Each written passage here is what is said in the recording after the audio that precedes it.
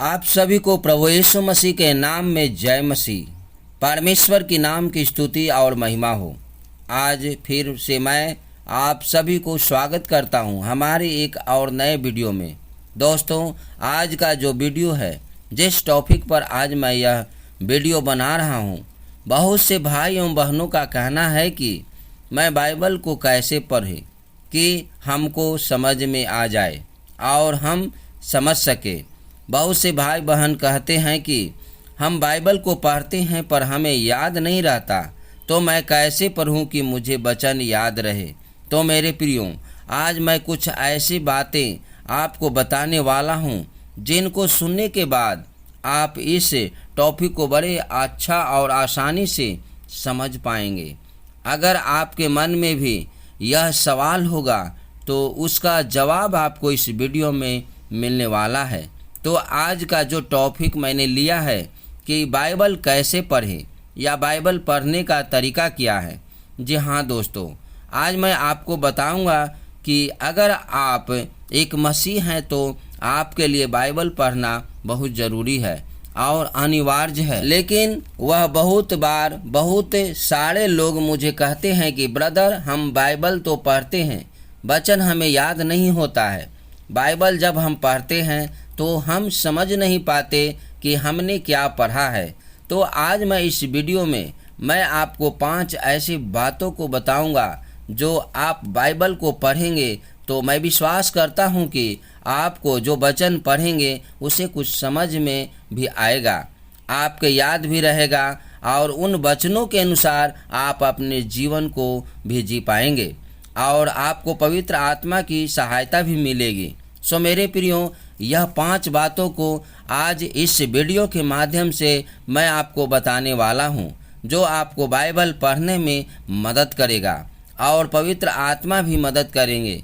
तो सबसे पहले मैं एक वचन आप लोगों के लिए पढ़ना चाहता हूं।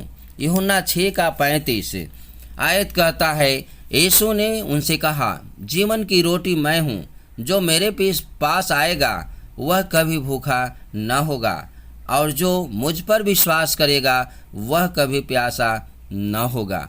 जी हाँ मेरे प्रियो, यीशु मसीह यहाँ पे स्पष्ट कर रहे हैं कि जीवन की रोटी मैं हूँ। यीशु मसीह जीवन की रोटी के बारे में, उस रोटी के बारे में नहीं कह रहे हैं जो वो यीशु मसीह के पीछे भीड़ हो लेते थे। और एक बार की बात है कि जब यीशु मसीह जब वो गए तो उनके पीछे बहुत बड़ी भीड़ है जो उनके पीछे हो लिया और यीशु मसीह ने उन सब को खाने के लिए प्रबंध किया। तो यीशु मसीह अपने चेलों से कहे, बहुत से लोग तो मेरे पीछे खाने पीने के लिए आते हैं, लेकिन मेरे प्रियो उस जीवन की रोटी के बारे में यीशु मसीह बता रहे हैं, जो है जे आपको है जे अंदर से वो आत्मिक जीवन की रोटी के बारे में, उस पवित्र आत्मा के बारे में यहाँ पे बता रहे हैं। तो मेरे प्रियो, जब आप यीशु मसीह के पास आए हो तो यीशु मसीह पर विश्वास भी करें, क्योंकि कह रहे हैं यीशु मसीह कि जो मुझ पर विश्वास करेगा वो कभी भूखा और प्यासा न रहेगा। तो मेरे प्रियो, आज मैं वो 5 ऐसी बातों को हम देखेंगे, जानेंगे कि वो 5 ऐसी बातें कौन है जो हम उसे हमेशा अगर अपने जीवन में लागू करेंगे तो वो है जो हम आशीषित होंगे और हमें पढ़ने में भी मन लगेगा और जो भी वचन को पढ़ेंगे वो याद रखेंगे। तो मेरे प्रियो, पहला नंबर 1 है बाइबल पढ़ने से पहले प्रार्थना करना। हाँ मेरे प्रियो, बहुत से ऐसे मसीही भी भाई बहन हैं, नए विश्वासी भाई बहन हैं जो है जो बाइबल को ऐसे ही ले लेते हैं और उसको पढ़ लिए और उसको ऐसे रख दिए। मेरे प्रियो, ऐसा ना करें। सबसे पहले बाइबल को आप हाथ में लें, आप पिता से प्रार्थना करें, पिता से आप बुद्धि और ज्ञान मांगे, उससे पवित्र आत्मा को मांगे, जो है जे आपको है जे जो भी बाइबल के आप वचन को पढ़ेंगे वो है जे समझने में आपको मदद करेंगे। तो मेरे प्रियो, सबसे पहले है जे आप बाइबल को पढ़ने से पहले आप प्रार्थना करें, तब बाइबल को पढ़ें। दूसरी पॉइंट है, बाइबल को बीच बीच में से ना पढ़ें। हाँ मेरे प्रियो, बहुत से ऐसे भाई हैं बहन हैं जो कहीं से भी हाथ में बाइबल को लिए और कहीं से भी है जे पढ़ लिए। मेरे प्रियो, आप कहीं से तो पढ़ेंगे तो, लेकिन आपको पूरा है जो उस कहानी का आपको मालूम नहीं होगा। जैसा कि मेरे प्रियो आप जब उसमें पढ़ेंगे तब आप इधर उधर के बातों को है जे आप गलत तरीके से आप उन्हें वचन में इस्तेमाल कर लेंगे। लेकिन मेरे प्रियो जब आप एक तरह से आप शुरू से लेकर के आप पढ़ेंगे और जहाँ भी पढ़ेंगे आप उसमें बाइबल में रिबन रहता है उसको लगा दें, ताकि अगले दिन अगली बार जब हम पढ़ें तो वहाँ से शुरू करें। तो जब बाइबल को आप एक साइड से पढ़ेंगे तो आपको पूरी कहानी समझ में आएगा, और पूरी कहानी जब समझेंगे तब आपको है जे याद भी है जे आपको मन में रहेगा।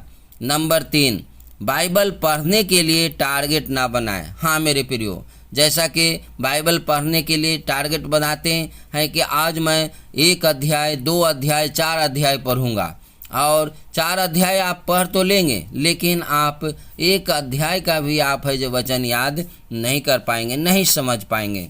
बहुत से भाई बहनें के टारगेट बनाते हैं कि मैं 1 साल में पूरी बाइबल को पढ़ लूँगा, 2 बार पढ़ूंगा, 3 बार पढ़ूंगा।